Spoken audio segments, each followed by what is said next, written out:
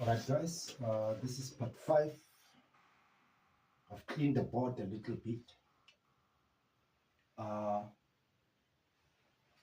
We have a notion of a measure, right? Some people, these indexes might confuse that, right? I choose to enumerate 0 because I start from the origin itself, which I know is 0, right? Meaning I have not moved. I am exactly where I still am.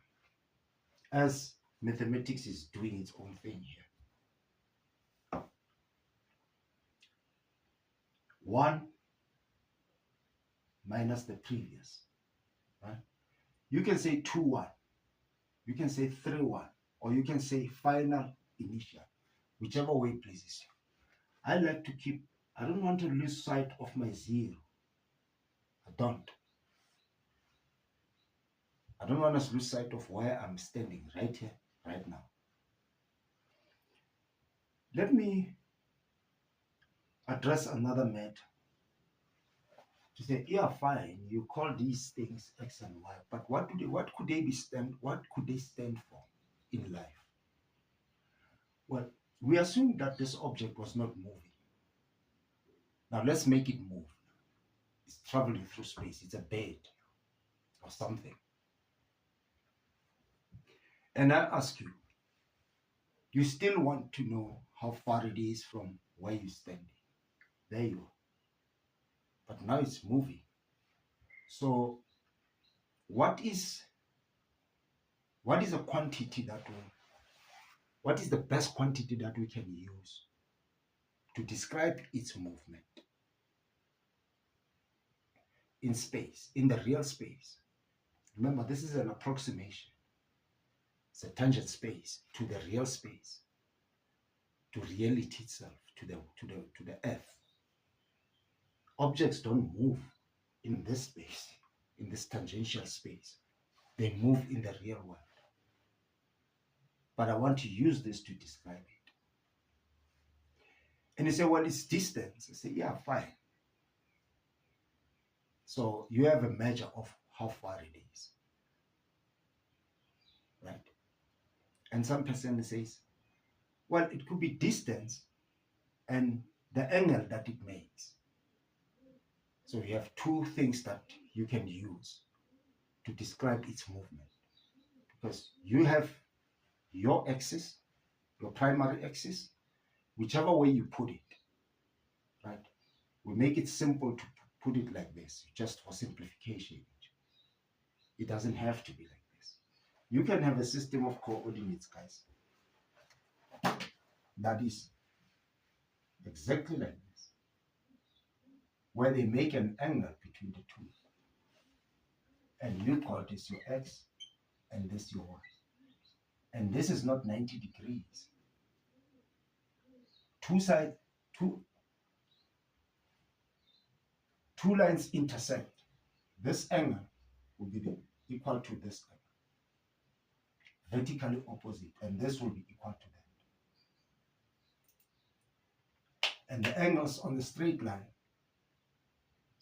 meaning if I call this x, or let's call it A and B, theta, degrees. A plus B must give me 180 degrees. They are in degrees anyway. I'm using degrees as a small 0, as a small little circle.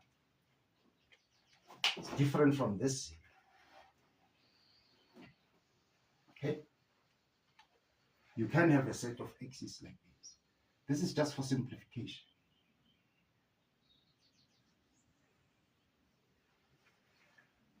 Now, what you will be having if you are looking directly at an object and demanding that it's moving somehow. Let's take the simplest to be moving around you, right? Where the angle changes, but this distance doesn't change. what you have is polar coordinates. It's called polar coordinates. You're using the radial measure, where you're seeing this as a radial measure. A radial measure. Because I've assumed a circle where this is a radius, literally a radius. A radial measure from where you are, directly looking at that object, and it's moving around you. So you're using the radial measure and the angle. And it doesn't have to be a circle. It could be doing its own things. It could be doing its own things. So the radius also changes. The radial measure also changes as it moves around. That's still fine. These are positions. X and Y are yet positions. But I could be observing something and saying, at this moment is here, the next moment is there. Well, what do we mean by moment? Well, let's agree that we're referring to time. That at this point in time, or this second, or this minute 56, it's here. I can see it, there it is. But the next minute is there, which is 60 seconds. So this could be time. This would perfectly be time. And this could be distance. Or this could be distance, this could be time. Or this could be time, this could be money. Literally money. Over time.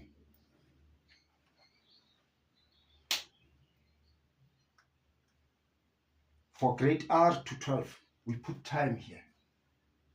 There's nothing stopping me from putting time here. And this being my distance. Could be distance, traveled. Literally distance. To say 1 second, it was 1 meter away from me. 2 seconds, it was 3 meters away from me. The next second, it was 4 meters away from me. It's moving away from me. All those principles generally described by an abstraction called X. And why? Why should this be Y? Well, because it follows X. Because it follows X. Sequence. X, Y, Z, X, Y. That's it. They're just abstractions that can be used in economic context, that can be used in population dynamics, that can be used in biology, physics, chemistry, everywhere. So, that's one thing. This distance here, or should I start with this distance? Well, it's this distance here. It's this exact distance here. Right. I want to talk about this now. Right. I'm going to project this distance exactly here. Meaning I'm going to draw this line as a distance with a dotted line. It's exactly delta y. This delta y, this measure. We agree, right?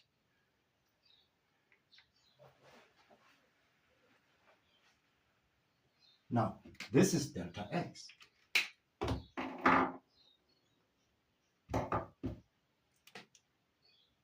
This distance is delta x.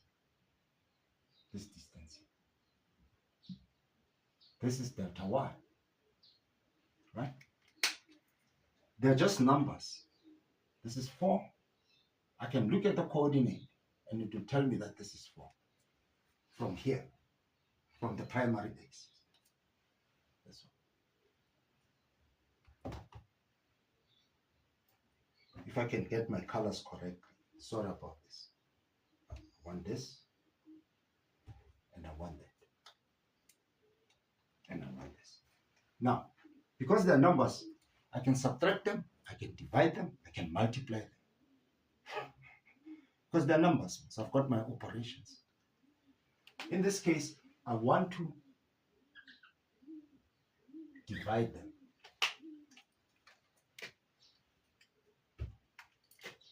Divided by delta x.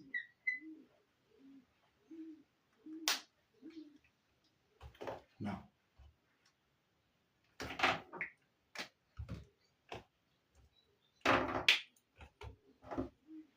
okay, relative to this angle, this delta y, this side, is called the opposite side. And this other side, relative to this angle, is called the adjacent. It's adjacent to the angle. This is opposite. Now let's do an exercise. This is an angle also, it's 90 degrees. This side is opposite. And unfortunately, it's got two adjacent sides. I don't know which one is adjacent. They're both adjacent. I don't care about that. I care about the one opposite the 90 degrees. I care about that notion. I don't care whether this is adjacent or not. They're both adjacent for that matter. But this one is special. It's called the hypotenuse. It's the side that is opposite the 90-degree angle. Let's do an exercise. Well, we'll do it, but I'm going to forget, you see. This is 90. Show me the side that is opposite the 90 degrees. That's the hypotenuse.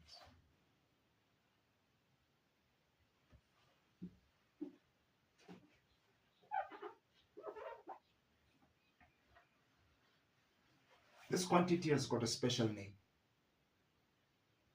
It was given to me earlier in my years as the rise over the run, as if I'm imagining the primary as my ground. Of course, I'm on the ground. Why not? Why shouldn't it be the primary? Because I'm always on it. That's a good point of reference or axis of reference.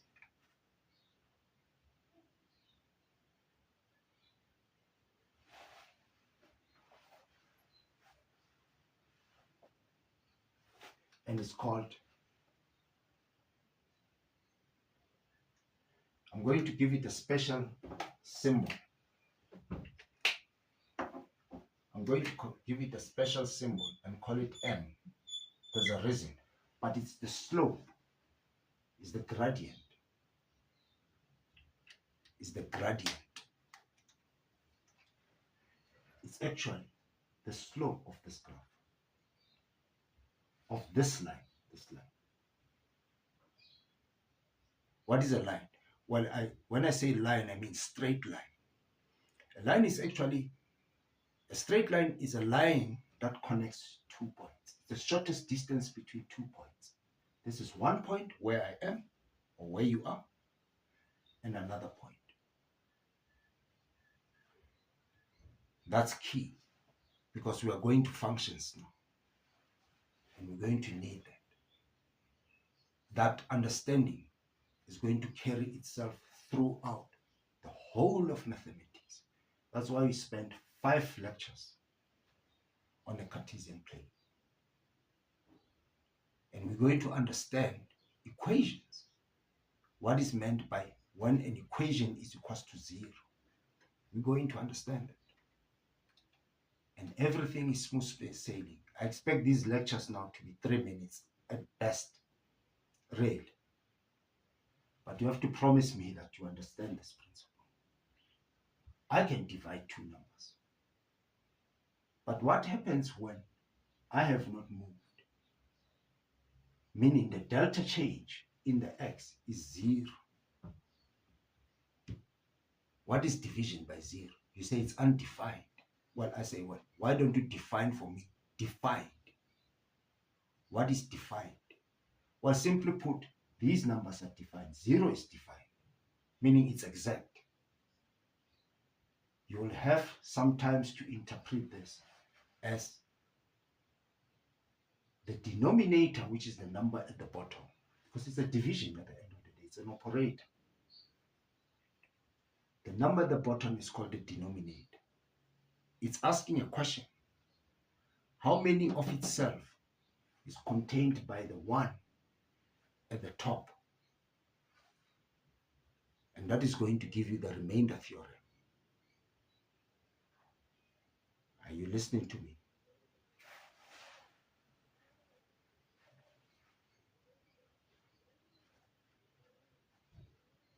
And if you grasp that,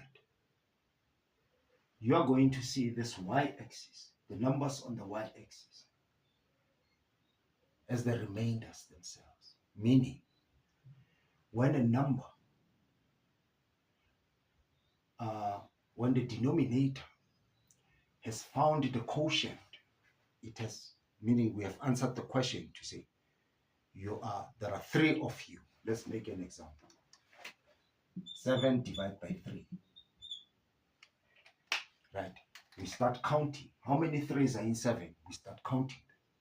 I told you I can count. 3, 6, because I'm adding when I'm counting. Counting means addition. Exactly addition. 3, 6. I can't go on. I can't bring another 3.